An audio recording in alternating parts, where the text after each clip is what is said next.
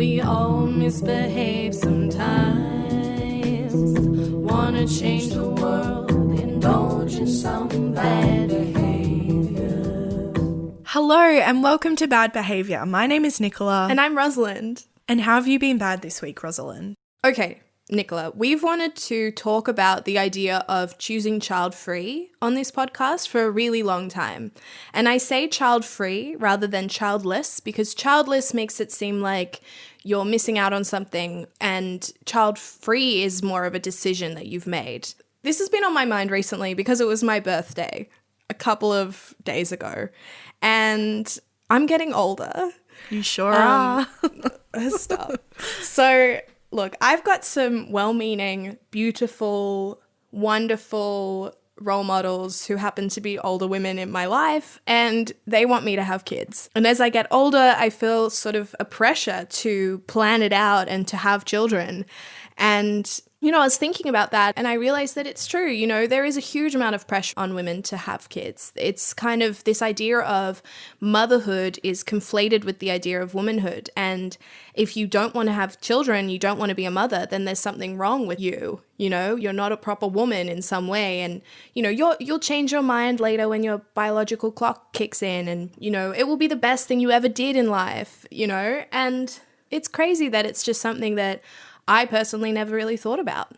I haven't gotten to the stage in life where they don't really inquire about whether I want to have children yet. I will prepare myself for that inevitable question though. It's probably coming up soon. But yeah, I definitely feel the pressure. And I think it's only in the last 3 or 4 years that I've actually stepped back and considered what that means. You know, I've always intrinsically just thought that I wanted to have children and that it would be a natural part of the progression of my life, but I didn't ever properly interrogate what that meant. And so when you kind of learn the things that you've been taught as fact are not necessarily the truth, it puts things in a new perspective. And I'm really having a good time kind of thinking about what my life would look like without children, or what it would look like with children, or what it means to be a mother. Could I be a mother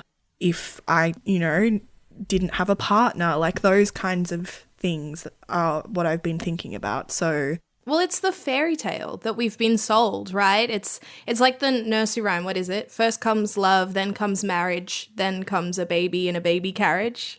I suppose that in some ways the success of a woman's life is tied up to children in a strange way, and sort of questioning that and interrogating that idea is really interesting, whether or not you decide to have children or not.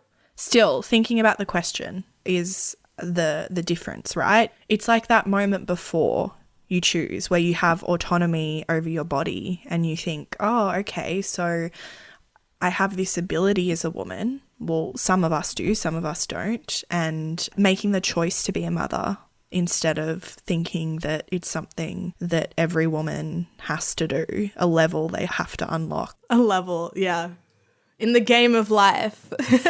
And it's such a radical notion too. Like throughout my life, I think it's so interesting to think about all the different times where you just get taught that women have children, and then being a woman is to be nurturing and to take care of people and to raise kids. All these things are just intrinsic to your value. When actually that can look different to different people, and you know, you don't have to biologically birth a child to be mothering in life or to mentor young people, and you also don't have to do that at all. And you can still be a woman. You can still identify as a woman. I know, absolutely. The world is your oyster. I feel like you say that so often to me. You used to say the world is my oyster and I am its pearl whenever you were about to do something scary. I think that comes with a little asterisk, right? Where the world is your oyster if you have the space and the privilege to choose. I think I can track very distinctly when I kind of came across the idea that I have this image of you like Sherlock Holmes, like with a little magnifying glass. That's exactly what I could do. I could go back through the years and pinpoint kind of an exact time period in which I had the radical notion of, oh, maybe I do not have to have children.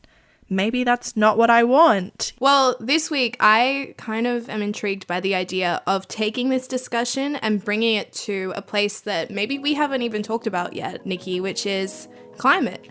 I'm very passionate about climate change, as you know, you are as well.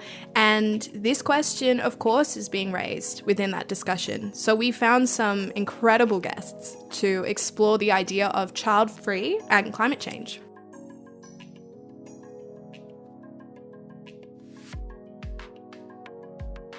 We have two guests for this episode, the co-founders of Conceivable Future, Meghan Kallman and Josephine Ferorelli. Conceivable Future is a network in the USA, led by women, which works to raise awareness around the threat climate change poses to reproductive justice. They host house parties where they lead discussions around these issues and work to demand the end of US fossil fuel subsidies.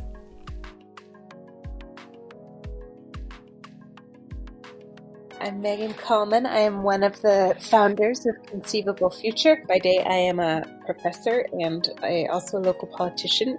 And my name is Josephine Ferorelli. I am the other co-founder, co-director of Conceivable Future. And when I'm not doing that, I am writing, teaching yoga, and organizing in my community. We started this organization almost immediately upon meeting each other in the late autumn of 2014. And it arose out of a conversation that we had, the first conversation we had. We're both at a sort of a strange moment in our activist lives and our personal lives where we were looking for ways to connect more directly with what the human and personal stakes of the climate crisis are. We were looking around us and we were seeing a lot of good work being done, but somehow this heart connection was missing, this way of really drawing people in, because we knew people cared, but there was this disconnect. So for us at that time, I was articulating it like I couldn't imagine having a child in the world that I was seeing come into being around me. And Meghan can tell you more about where she was coming from with that. But I think our immediate sense was, if this is at the heart of our reasons for doing our work, then we are very likely to find that it is similarly motivating for other people, and that we dig in here and will really help connect people from all different parts of life to this movement. Josephine and I actually met at a house concert. We were introduced to each other hastily by a mutual friend a few minutes before the concert started, and she said something like, "You both do climate work, sit together and chit-chat."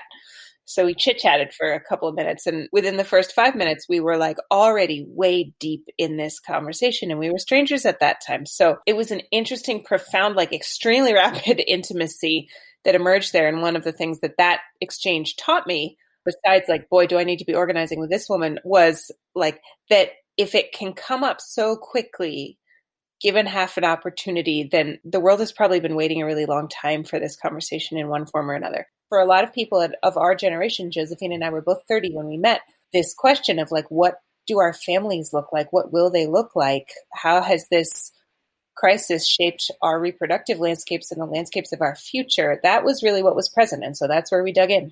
I want to say too that doing the work has really like turned the story on its head. I think for me, certainly, I think for us and for many of our participants as well, that a lot of this has been a process of unlearning a really harmful narrative around the way that reproduction and the climate crisis relate, right? That we all grew up, especially white middle-class people grew up with this narrative that overpopulation is one of the main drivers, and that it's this very unquestioned piece of dogma that we proceed with. And so we internalize guilt about wanting to have a baby, all that stuff. And we locate our activist potential in this choice that's essentially very personal and not substantively political, right? We can make political meaning out of it, but I think a lot of us, before we started having this public conversation, were wasting a lot of energy trying to come up with the right answer. And it was really only through getting together and having this conversation out loud in public that we started to see that there is no right answer. It's the fact of the question, the fact that we're asking this question, that's the call to action, that's the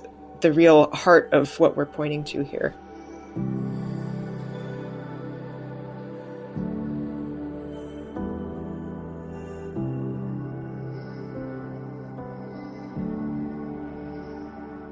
A really important distinction that was made really clear to me through talking to Meghan and Josephine is that this discussion is not about population control. This is not an argument about whether or not women should have children. This is a discussion around how climate change has raised considerations around childbirth and child rearing. You know, what kind of world are we providing to our children? It's a fantastic way to talk to, especially women, I will say, but a fabulous way to talk to people about climate change and to say, look, this is affecting you. You are concerned about these things and that the effects of climate change will impact you in really personal ways.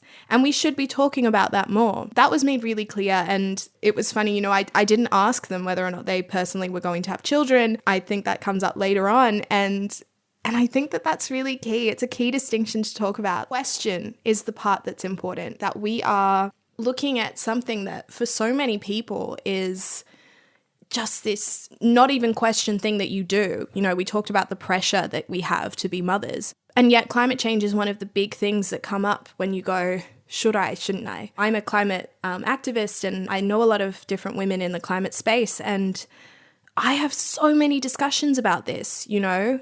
Should I have children? Maybe I shouldn't because the world will look so different, or it's another person out in the world creating waste, or, you know, all of these different things. It's so intriguing to me and it's so separate from the answer. I don't really care whether or not someone says yes or no. That's a personal thing. The question itself plants a seed, right? It gets you thinking about motherhood in a way that maybe you hadn't considered before. You need to consider the world that you're bringing your children into outside of just succumbing to the pressures of being a mother. I think absolutely it's such an important part of choosing to have a child should be thinking about how they're going to grow up, thinking about what kind of legacy you're leaving for them in the way that your generation has left the earth. And it's clear from the work that Conceivable Future does that this is a pretty common question. This is something that does raise a lot of key issues with people. And that is in itself hugely important to interrogate. The fact that across the world, people are thinking about their reproductive rights within this space and we're not talking about, you know, how to solve it enough. Yeah, I think it's really, really important as a way to access the child-free conversation. For me, it's been really transformative to learn about the gendered impacts of climate change and then from there learning about how the world that I would be bringing my children into. And it certainly, like, it doesn't leave me with much hope, you know. I don't feel very good about bringing children into the world right now. So I don't know, I think it's one of the first ways in which I've actually been able to have some perspective from the conversation. It feels like a valid reason, you know. I feel like before I haven't had a valid reason. A valid reason not to have children? Yeah, I think so. Do you need one? I mean, that's the thing though. It's what I tell myself, right? So if I chose not to have children, then it would have to be for a reason. A lot of that is what society teaches you as well though. It's the pressure that we were talking about. But this, again, just like connecting the dots. As I've gotten older and learned more about climate change and the advocacy in that space, I think that it's really opened up the child-free discussion for me. I remember one of the first conversations I had around this issue. It had been brought up to me by a friend of mine who is also a climate advocate, and she had kind of brought it up to me in a way that was really nonchalant, like, of course I've thought about this. And I don't know that I had really at the time. And I remember going back and sitting down with my mother and having a discussion with her around climate change should impact whether I have a kid and whether that would change it for me. I don't know, it was a really interesting moment where she was really shocked by the fact that this was even a consideration. And even though it made sense there was a moment of kind of disbelief that we were having this discussion. But I think it brought home to her how serious I was about this and how serious I found the issue and how scary I found it. It's certainly a difficult topic. Like, I have not had that conversation with my mum, but I would be really interested too, because I think that both of our versions of motherhood have been really impacted by what our own mothers have taught us. Well, your mum is very interested in that because it's her job. Yeah, my mum is a childbirth educator and lactation consultant, and she's done some incredible work in that space. And I grew up in a household that was very open about childbirth, and we talked about all the specifics of it. And it was a very open and honest conversation that I grew up around. And there was also a level of it being like a sacred thing for a woman, or one of the most incredible things that you could do was give birth to a child. So that in its own way has led to pressure for sure. But I think this episode has given me the language to talk about it with her. And I think it would be a really interesting conversation to have with someone who works with mothers and kids every day. Yeah, I want to hear about more women who are choosing to have this conversation, more families, more people. Like, it's really powerful.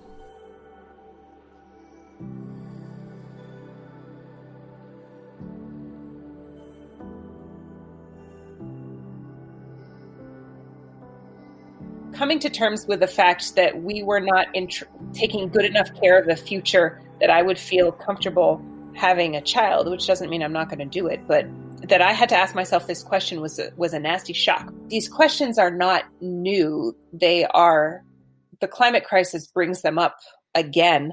But I think the fundamental thing that we're all getting at across time and space when we're asking this question is, whose future are these institutions protecting? Why have we set up the world so that it isn't safe for the next generation? Is climate change in essence gendered? I wonder if you have any thoughts on that.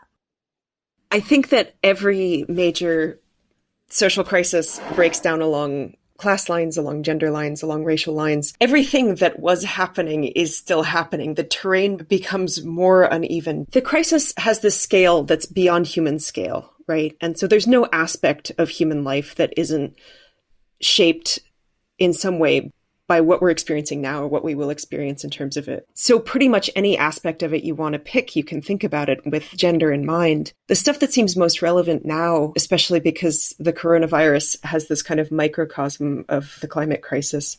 When there's a disaster, when something unforeseen happens, the people who are most situated to help other people are the people who've been doing that already. So those are care workers, those are family members, those are informal and formal networks of support, right? So yes, there's disaster relief. There's sort of a showier dimension of this that gets kind of hauled out in the direct aftermath of big events like this. But the people who are already doing that work continue to do that work, and they do it with fewer resources, and their workload is magnified. And so that happens in like individual households, and it happens in organizing at the grassroots level, and it happens at every other level of power. Another place where the climate crisis is gendered, that the problem of overpopulation, and I say that in scare quotes because I think it's bogus or largely bogus, is itself gendered, right? Women are blamed for having too many babies. This is not a question that applies to men for the most part, and sort of like all of the finger wagging about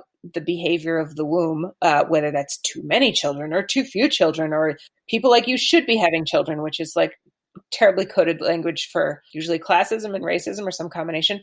The policing of the production of the next generation happens only on or primarily on women's bodies. I'm not saying that very eloquently, but when you look at the history of fascist governments, right? When you look at places where there are sociopolitical and ideological agendas that have to do with forcing people to reproduce or forcing them not to reproduce, that happens on the landscape of women's bodies for the most part. And as we enter an era where the sort of combined pressures of climate plus the fight about contraception and abortion that is unfolding all, certainly all the way across the United States and to different degrees around the world, right? You have this battleground being fought on the physical self, and I'm using these categories. Gender is bigger than male and female, and I use these categories sort of as, I mean to be inclusive, and I also mean to be historically accurate, which is to say that like normally it's people who are either identified as women by somebody else or identify themselves as women. And that's another place where like this fight shows up in ways that don't affect men in the same way. One of the things that Conceivable Future does is they get testimonies from women, right? And sort of collects those stories. How does hearing those stories from women affect what you do and affect you? This is an interesting question because I think Josephine and I both kind of came into this work thinking that hearing a lot of people's stories would help us, quote, make a decision. I would say that after 5, almost 6 years of doing this, I have a much fuller and like more nuanced appreciation for everybody's position, for like all of the gazillions of stories that we've heard. And we've heard a lot, right? Like in the house parties, there are a number of themes that come up in conversations. In the testimonies, there's a number of themes that come up. We see those over and over again, but they look a little bit different on everybody. And so hearing like the richness and the breadth of experience is something that has been really humbling and really profound.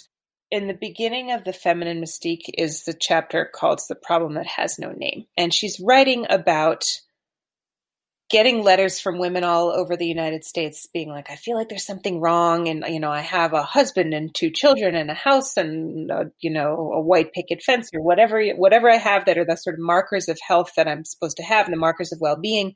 And I still feel like there's a problem and I don't know what the name is. And so she titles the beginning of this book, The Problem That Has No Name.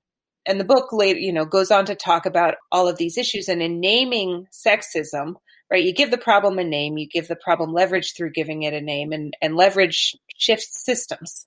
And so I would say that our testimonies are designed to function in a similar way. Like that's a story that we tell sometimes as a way to just sort of put into focus why we think there's value in doing that. But I also think there's value in people telling their own stories and owning their own truth, right? There's value for the person who's sharing, there's value for whoever hears it. And those things are not the same, but they're both valuable. Testimonies have this other work that they do, which is that when I make mine and I share it in my social network, the people that are seeing it are people that know me, and they might know me a little bit or a lot. They might be my family. They won't necessarily have heard this from me. When I actually sat in front of the camera to tell this story, I was speaking to a friend who was holding the camera, and I knew that everybody who knew me and was interested could watch this now. And so I was really kind of revealing something about myself that despite the fact that we'd started this organization, was still more intimate and still more vulnerable than I had been before. So giving people the opportunity to do that was also an invitation to them to allow the climate crisis and all of the ways that it's shaping our lives to be closer to the center of their life as well, to let people know that it's an absolute priority and to let people know why and how that colors their experience.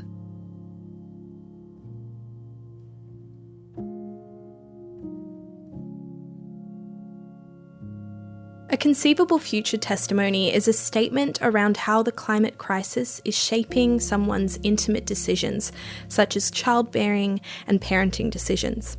Testimonies are often made by women at Conceivable Future house parties.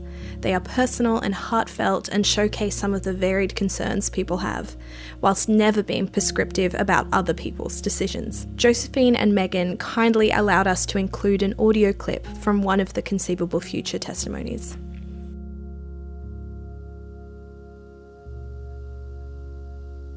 So my name is Mira Singani Jorgensen, and I'm 43 years old, and I'm born and raised in Chicago of 2 immigrants from Gujarat, India.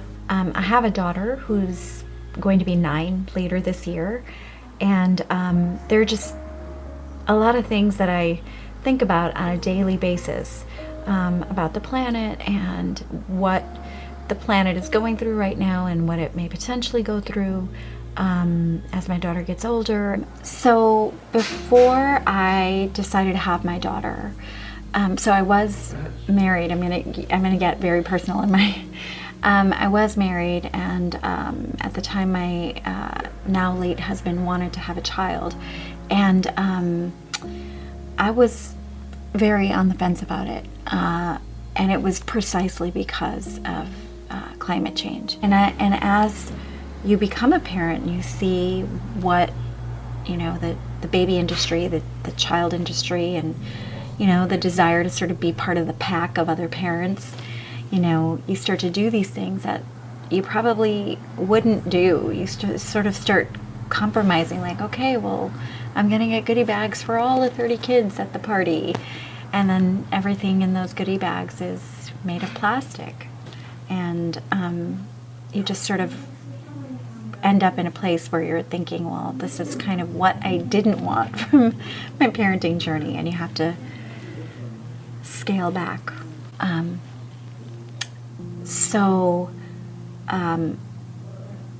I think that I'm a relatively conscious person when it comes to what we consume. And I explain to my daughter that we don't need everything that we see in commercials. And I occasionally think about having another child. But the same questions pop up when it comes to what's happening to our planet and what would the world look like for my daughter and potentially another child if I have one. The biggest thing that I did not make a connection with, because the narrative that I've had for so long is there is a direct relationship between reproduction, consumption, and the climate crisis. And for me, it was more people, more consumption, more CO2 emission. And what I'm hearing is there's been a clear and pervasive effort on the parts of industry to sort of forge this narrative that it's on the individuals or it's on the reproductive couples that have less children, and what I'm hearing tonight is the conversation is really about what we want these industries to do, which is to stop behaving in a way that is egregiously affecting our planet.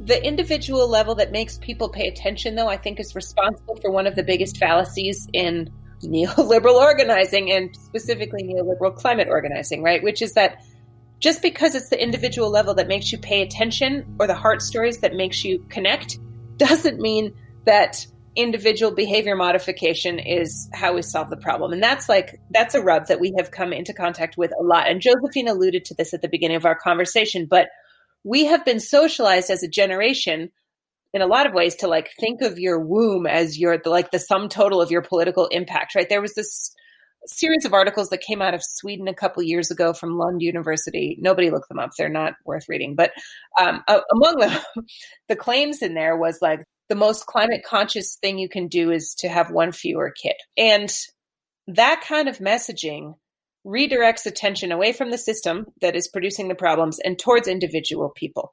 And people our age have grown up with this, change your light bulbs, drive a Prius. Those are important behavior modifications, right? But they're not systemic. And we're not taught to think systemically. And there's a lot of reasons for that, right? Our political culture and our economic culture is one of them. But that heart connection, right? The challenge in this type of organizing is to move from the heart connection that brings you in to the systemic work that shifts the institutions and the environment in which we're all living. So there's this problem of scale that's not just the climate crisis is enormous and we individuals are so small. It's also, we view this issue as something to be taken on privately. There's a degree of shame and guilt around, I'm going to do the best I can to be the greenest person I can, but I'm never going to mention it to another living soul, which is really pervasive and has been really pervasive at least in my world, the people that I know, there's always been this sort of social taboo of talking about the climate crisis because it immediately brings to mind all this guilt we feel about how we're consuming. Instead of provoking the question, why is it so carbon intensive to be an American in the first place, or an Australian? We're kind of neck and neck for per capita emissions. Or like, why is it so carbon intensive to have a child in the first place? Like, all of these questions go unasked when we do things like the University of London does, which is to give only solutions that can be executed by individuals without systemic change or without systemic demand. I feel like I've had so many conversations where you try and open it up to that wider picture and people immediately think you're attacking them and go, but I recycle. I promise, you know. I mean, that's indicative of a problem and a challenge in our culture. And by our culture, I mostly mean sort of Western wealthy culture, but to an extent it's worldwide, right? That we don't see ourselves as part of a unit, right? We see ourselves as individuals. And certainly the US has a very strong narrative of individualism, and it's like a big piece of our sort of national myths. But that's a shift that takes time because there's tremendous guilt and shame. I think for people who are maybe a little bit older than us, I mean, this is a hard conversation for folks of our parents' generation who are confronting the possibility of a world without grandchildren, feeling like they should have done more, feeling like, you know, they fell asleep on watch, tremendous anger and grief for people of our generation and younger, feeling like, you know, they were not given a chance. There's a really beautiful testimony on our website by a young woman who was 23 at the time or something. And she says, you know, I feel like being able to have a child should be everybody's human right. And I feel like that's been taken away from me.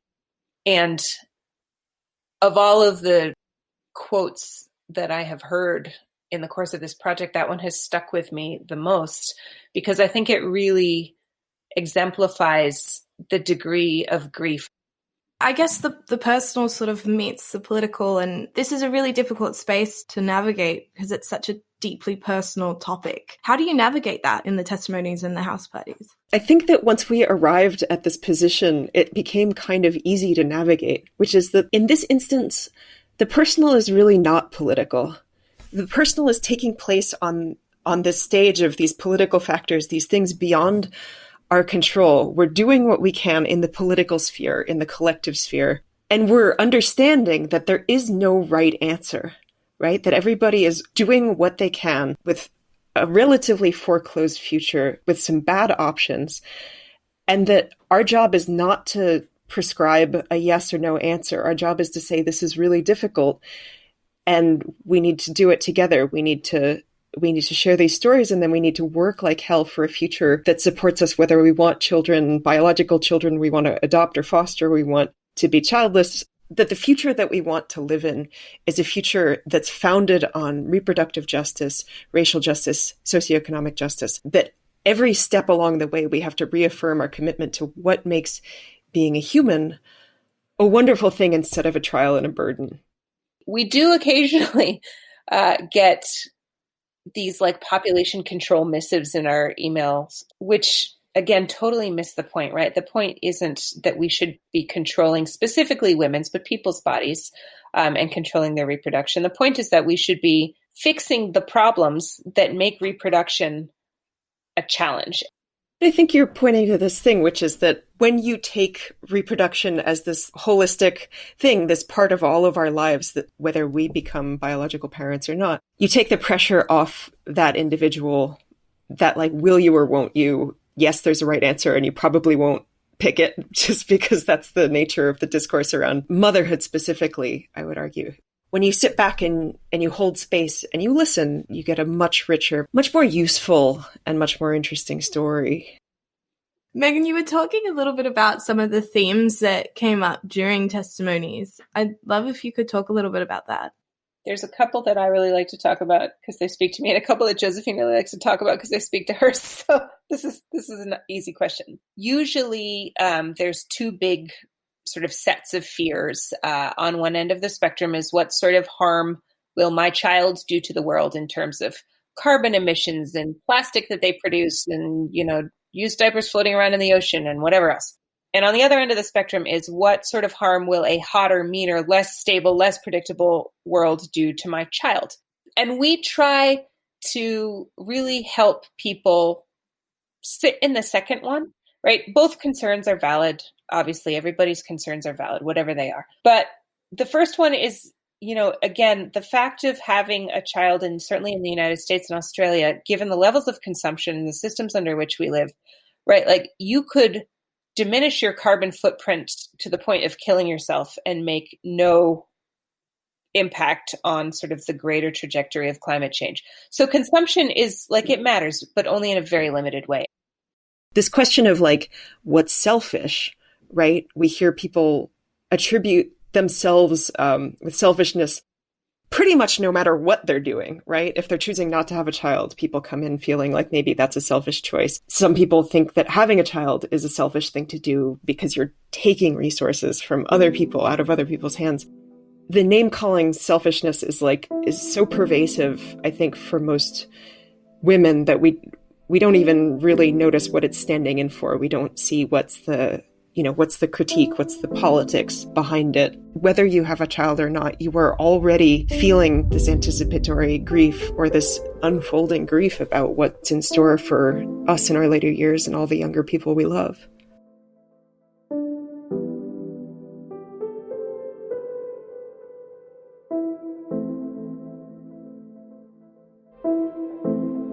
The ideas and the themes that Meghan and Josephine brought up around grief and the idea of being selfish around this decision hugely resonated with me. Grief in the climate space is enormous. You look at young people who are trying to change the world, and this grief around the fact that their future has been stolen from them in some way through climate change is really hard to see, and something that I personally have felt very deeply and still sort of grapple with. The concept of, that selfish decision too, it really resonated with me when I think about the conversation I mentioned having with my mum. Not only was it shocking to hear me discuss this concept of going child-free because of climate change, but it was also really disturbing to her in terms of considerations about my future and what my life would look like, and perhaps some way the joy that I would gain through having kids. Nicola and I, when we talked about this episode, and also when I talked to Josephine and Meghan, the question around would you have children, it was really clear that the answer wasn't important, and I didn't want to say whether or not I would have children, weirdly, because I felt like it would detract from what we're talking about and from that idea. But, this grief, children were always something that I wanted since I was 3 years old, and never something I questioned. And even when I did, it wasn't so much would or wouldn't I, it was just kind of, isn't it interesting that I have a choice? Great, it's made. And so when I started having this discussion with my mother and she realized that I was deeply conflicted and felt really guilty about the fact that I wanted children because so many reasons, because of, strange ideas I had about population growth and the fact that I consume and that my children would, and waste and all of these things, the fact that I felt this way was crazy to her, but also totally understandable. And yeah, it's just even talking, I find it hard to talk about because this idea of being selfish and the guilt and the grief is still so present in my own life and in my own considerations around this idea. No, I think you've described it well, and I think it's interesting too because I could see how the grief and the guilt would also be apparent on the other side of that decision as well, of choosing not to have children. You kind of have to grieve this part of yourself that you thought, as a woman was going to happen with your life, and you kind of have to grieve the loss of that acceptance from society as well. So grief is a huge part of it. It's an important part of the conversation. I think people should be aware that when you think about these type of things, it does bring up trauma. It brings up sadness, It's no surprise to anyone that the climate space is filled with just exhausted activists and people who are really close to burnout, because learning about the fate of your planet in such plain terms is, and still choosing to fight for it, it's really hard. And so I think even more so when you bring children into it too, because that's you're choosing to bring a human into the world. You're choosing to raise them, to teach them. Also, this is a hugely hot topic in so many different avenues. You know, you talk about bodily autonomy, which we mentioned, abortion rights is very controversial in many parts of the world. Like, this isn't something that can be glossed over. There are so many different aspects to it. And it was interesting how freeing I found the idea that Meghan and Josephine were saying, where this is a deeply personal decision. This is not a political decision. And I think coming into the interview, I was interested to see how it was political, and learning that they really don't see it that way was kind of wonderful for me, because it's true, it's not. It shouldn't be. This is a very personal thing. And once you take, you know, population arguments out of the equation, which are bogus anyway, which we talk about, it's kind of a weird limbo space in my mind still because of that. But also, I feel a lot better. They've kind of gifted you with the language to think about it and to talk about it to other people.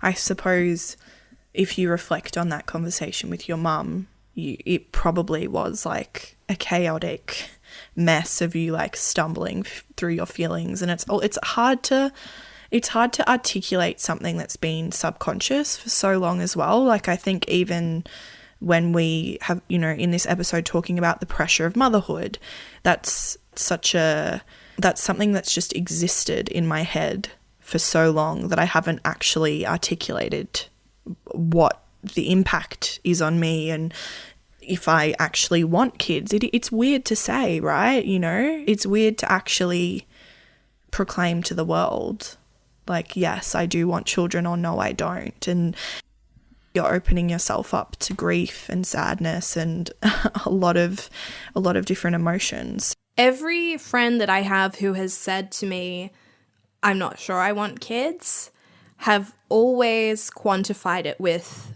I might change my mind, or if I'm with someone who wants them, I'll reconsider. It's never been a blanket statement, and that's fine. That's good. I don't think blanket statements really work in life, but it's interesting that there's always a hesitance to be too strong when saying that. I really respect people who are open about it and are welcoming when people ask those types of questions. And I also think saying I don't know is fine as well. Like, for me, I don't know. It kind of flip-flops based on what news articles I'm reading about climate change, or if I see a kid misbehaving in the street, I'm like, get that thing away from me. I don't want to reproduce one of them. But I think it's totally okay to not know and to not have a definitive answer, and to just kind of sit in the uncomfortable feeling of knowing that you have the choice, and it is, it's going to be tough regardless. And it's personal to you, and you're not beholden to anyone else to make the decision. If you have the freedom to make that decision, feel free to make it.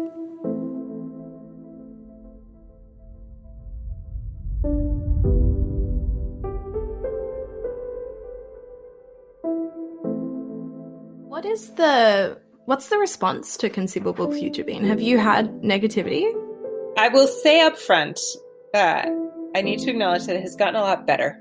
And this conversation, when we started it, was way on the fringes, and it is now quite mainstream. And I think we can take some of the credit for that, which I'm proud of. But in the beginning, we were intentionally misunderstood and or characterized wrongly, I think, for several reasons. Once we were like, intentionally conflated with population control folks, and sort of that, as we've like worked through the problems with that population conversation, and as other groups like Birth Strike have sort of formed around this, I think that the media and sort of public discourse has gotten a little bit more sophisticated in that way. But there is some really interesting backlash that comes from strange places when women start to question social roles, right? And to sort of point at systems other than ourselves. It provokes really deep and profound reactions. And so we've been on the receiving end of some of that. Like, in general, our Twitter feed has been much more humane than I would have expected, honestly.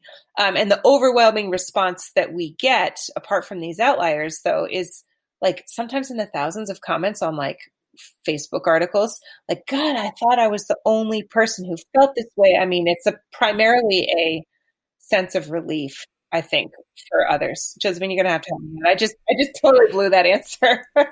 No, it was good. It was good. I did want to point out that, so we got in our inbox this one time a family portrait of a man and a woman and their 14 children. And the body of the email just said, sorry, ladies, the breeders will always win.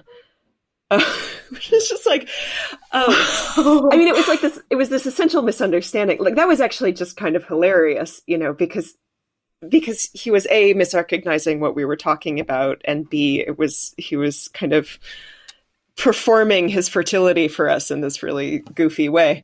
It's taken a while for the press to sort of warm up to what we're actually saying. And I would go even a little bit farther and say, like, public discourse is not good at listening. But we also know that, like, we don't listen to women. We know this from the narratives around sexual assault and what's going on there. But to take Conceivable Future on its own terms requires that you listen to the terms that we're setting out and that our participants are setting out. And that is, it's a hard thing to do if you think you already know what we're going to say. Absolutely. How about in your own lives? Has everyone been positive when you told them what you were doing? No, and not in predictable ways either. We're far enough out from the early days that I don't get a lot of this kind of thing anymore. But when we first started and we were still finding our words, just explaining to family friends, especially older family friends, what we were trying to do, we got a lot of just personal pushback. And it was of the nature of, what you're saying is an attack on me. As much as we tried to be conversational, de-escalate, talk about the kind of the common sense part, which is that the future is a frightening thing to consider and that we really need to talk about it. A lot of people felt judged and antagonized, either for their lack of concern for the issue, the dismissiveness about the seriousness of the crisis, this idea that there are other solutions that we should be engaging in instead, that this is frivolous or hysterical or something like that. There was like a lot of, I don't want to deal with that. Stop trying to make me deal with that. And for the most part, in my personal life, I've backed way off. I know there's people that just don't want to hear about this. But I've also been really happily surprised by people who are able to hear what I was saying and who are ready to contribute their own experience or to just engage with it in an open-ended kind of way. I've been a little bit surprised in both categories, like who was open to this and who wasn't, because some climate people, too, had immediate negative responses to this. And some people who never talk about climate at all, this was the way in for them, with me, at least. I will emphasize, though, that I think that grief is a really big factor for lots of people. And it was a factor for people close to me as well. I cannot imagine what it must feel like to have your daughter, your son, your granddaughter, your niece, or someone, have to be grappling with this, because I think it provokes a guilt that, again, is like, it's a systemic problem, which means that any individual person of, either my parents' age or my grandparents' age, right? Like, it's not about individual people, but it is experienced on an individual level. And so that's, I think, partly where those reactions come from, and tells me that among the other work that we have to do is some healing work around that grief, because it's hard stuff. It gets right at the core of what people value most. And no wonder everyone feels protective about their decisions. In terms of movement building with Conceivable Future, what's your goal? What do you want the impact of your network to be? Everybody always asks this question. Do they? I was sure you were going to ask whether or not we were going to have babies ourselves. I was really glad you didn't. That was awesome. I mean, if you want to answer that, you can, but I feel like that's a different kind of thing. It's not really... I don't know. For me, it feels like that the answer to the question is less important than the question itself. Ding, ding, ding. Population is an issue to the extent that our consumption is what it is, right? Population, if everybody consumed the way middle class and up Americans consumed, you'd need an additional, between 4.5 and 6 Earths worth of resources, right? So you can support a lot more people on the planet if people aren't using so damn much stuff. And so related to that, though, is this impulse to police women's reproductive bodies rather than look at the fossil fuel industry and the various economic and political institutions that prop it up, right? It is easier to say, to however many women are on the planet, like, you should have fewer babies, or we're going to take away, your reproductive health care, we're going to do X, or we're going to do Y, to, finger wag and scold and shame women than it is to tackle the problems of this that were produced historically, certainly almost exclusively by men. I think that says a lot about where people still think that power is located. And so, the population argument, if we had a totally different world in which people were able to access the healthcare that they needed, the contraception that they needed, in which their bodily autonomy was respected, like, maybe someday in the future when that is true, then we can talk population, maybe. But it's totally not a relevant thing in my view right now. You often find among people who are making the shocking claims that we'll have to violate human rights in order to fix the climate crisis, you often find it correlates really highly with privilege, right? That's the thing that you say when you can sit back in an armchair and really consider this at the highest level. It's such an arrogant and such an uninformed thing to say, that every solution is actually being fought for by people who are directly affected by this, and that at no point has any frontline or grassroots organization ever come up with the brilliant solution of population control, because that is, in essence, like a human rights crime, not a solution to the climate crisis.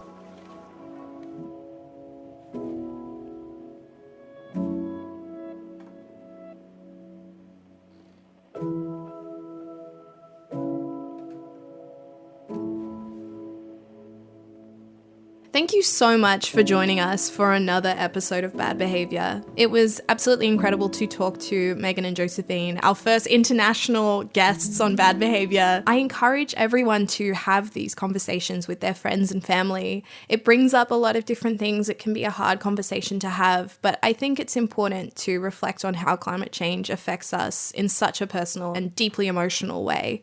Check out the testimonies on Conceivable Future's website, and also they have a free and open source house party kit that you can download and use to help you have discussions like these in your own home. Thank you so much for joining us, and if you really enjoyed this episode, then you should check out our Patreon, because we have juicy episode extras on there. We'll see you soon. Bye. Bye. We all misbehave sometimes. Wanna change the world, indulge in some